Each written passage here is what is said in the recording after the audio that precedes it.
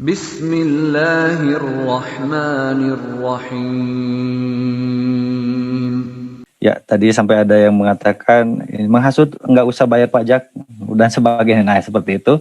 Jadi Afwan untuk jemaah sekalian untuk sekali lagi untuk menyimak terlebih dahulu pemaparannya, nanti dibuka forum diskusi seperti itu Enggak, ya. apa tadi? Coba Gantum sampaikan. Coba. Oh Apa ya, tadi bunyi tadi kata? itu ada yang menyikapi astagfirullah, acara apaan ini? Menghasut nggak usah bayar pajak, hidup di Indonesia, jalan pembangunan dari pajak, jadi ikut dong merasakan uang pajak yang haram dan aneh. Nah, seperti itu.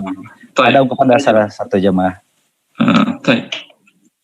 Ya, saya katakan tadi dari awal bahwa pajak suatu hal yang zalim.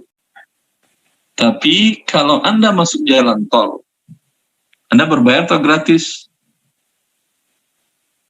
Bayar tentunya. Bayar. Itu nggak ada masalah. Anda berikan, ada imbalan. Kan negara nggak maksa. Halal. Jelas.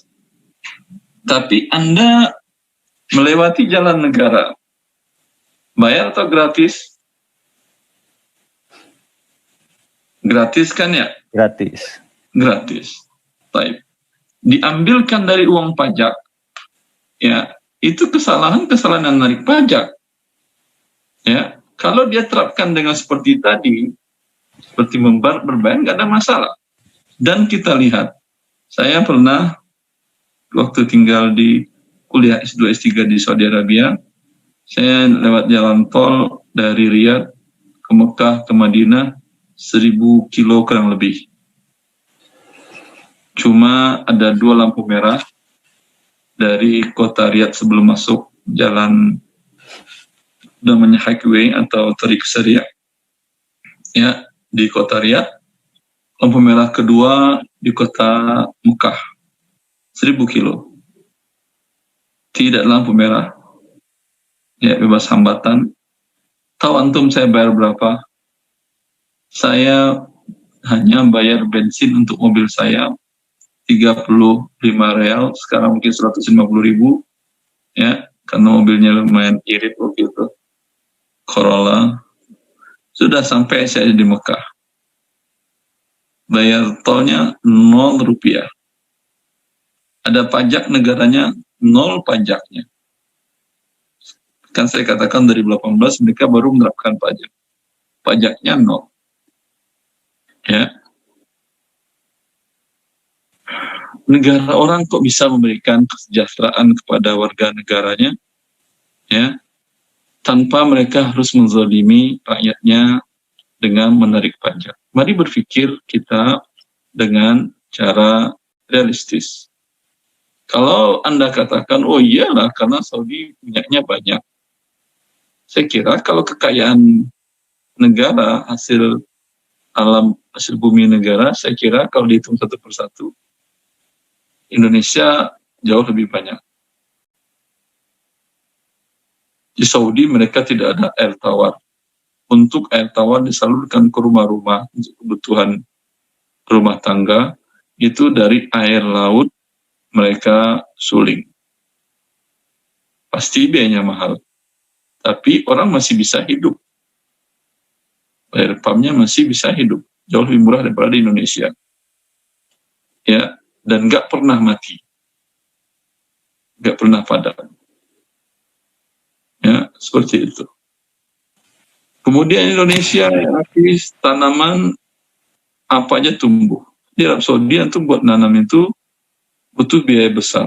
Untuk menggali sumber air butuh biaya besar. Ya, tapi karena mereka berpegang kepada itu adalah haram, walhasil mereka mencari solusi dan bisa. Yang jadi masalah adalah Anda mau mencari solusi atau tidak. Jika Anda ingin mencari solusinya, insya Allah Allah mudahkan. Wallahu ta'ala a'lam. Baik, alhamdulillah Yang menghasut, yang iri, yang menghasut tentu silahkan. Semoga Allah berikan hidayah kepada beliau.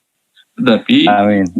Sebagai manusia normal, Anda saya tanyakan siapapun, mau muslim mau kafir, sebagai warga sekutu negara, Anda ingin hidup di negara yang ada pajak atau tidak ada pajak dengan fasilitas yang sama? Jawabannya, sebagai manusia, jangan sebagai muslim. Jawabannya apa? Yang ada pajak atau tanpa pajak? Enggak, Ustaz. Tentu tidak. Tidak manusia mau diambil uangnya. Jadi payah keringatnya kemudian harus diambil oleh negara. Sakit hati, akhi. Ya, jelas. Baik, Begitu. Ustaz. Ya, itu manusia normal. Lalu kalau dikatakan bagaimana negara bisa melakukan tugasnya sebagai negara? Ya, akhi. Semua banyak negara yang besar tanpa harus menarik pajak dari warga negara. Saudi Arabia ketika awal minyak ditemukan di masa Raja Saud sekitar tahun 60-an, itu kerajaan membayarkan hutang rakyatnya, hutang perumahan-perumahan rakyatnya diputihkan oleh pihak kerajaan dari Raja Saud. Ya, saya kira semua orang ingin hidup negara seperti itu. Tidak ada pajak, malah hutang negara, hutang warga negara kepada pihak-pihak swasta, pihak-pihak swasta perbankan dibayarkan oleh negara. Saya kira orang kafir pun suka hidup seperti itu. Itu mana naluri fitrah manusia. Cuman berpikir dari mana? Ya masalahnya Allah mau berpikir atau tidak. Sama juga orang tua dengan anak.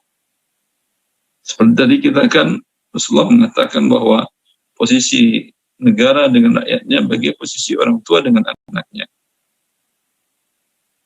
Ya, orang tua yang mau berikhtiar dan bekerja keras dan ikhlas dan mengerti tanggung jawab kepada anak, istri dan keluarganya, apa yang bisa dia lakukan yang halal. Iya atau tidak? Selagi halal dilakukan untuk menafkahi anak istrinya. Sehingga dia walaupun dalam usaha senja, walaupun dalam usia senja, ya, dia tidak ingin memberatkan anak-anaknya. Iya atau tidak?